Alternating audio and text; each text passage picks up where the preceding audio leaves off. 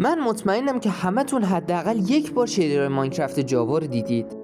اما ماینکرافت بدراک هم شیدر داره؟ فکر نکن. من بامیه هستم تا به این سوال پاسخ بدم. اما قبلش لایک و ساب کن مگر شب میام تو خوابت.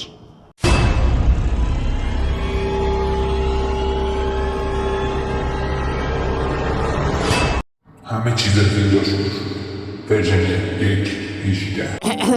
یعنی جایی که رندر دراگون اضافه شد.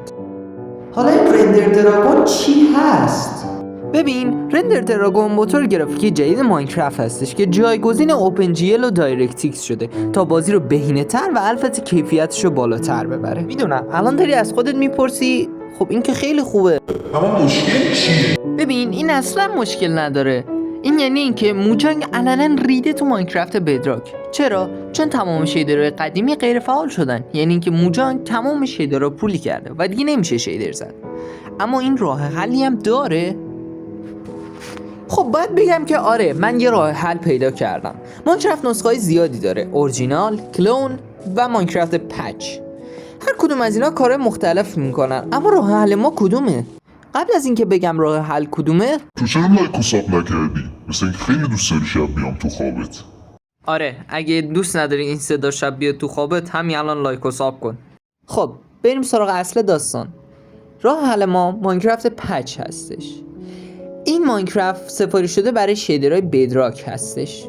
این یعنی اینکه نمیتونید رو پوشه‌های قشنگ خودتون که پر از محتوای زیبا هستش فعالش کنید، چون یک نسخه کاملا متفاوته. البته یه راه حل دیگه هم هست که الان بهتون میگم.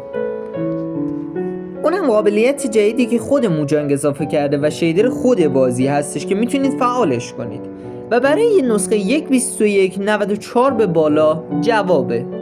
این هم سیستم مورد نیاز برای این قابلیت هستش که حتی اگر اینو داشته باشین فکر نکنم بتونید بازی رو 60 فریم اجرا کنید، چون که اصلا بازی بهینه نیست و میتونه به گوشیتون آسیب بزنه.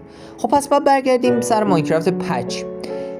ماینکرافت پچ رو میتونه از چنل تلگرام من جدیدترین نسخه‌ش رو دانلود کنید. اما بعد نصب چیکار کنید؟ هیچی، صبر میکنید تا من پارت بعدی این ویدیو رو بذارم.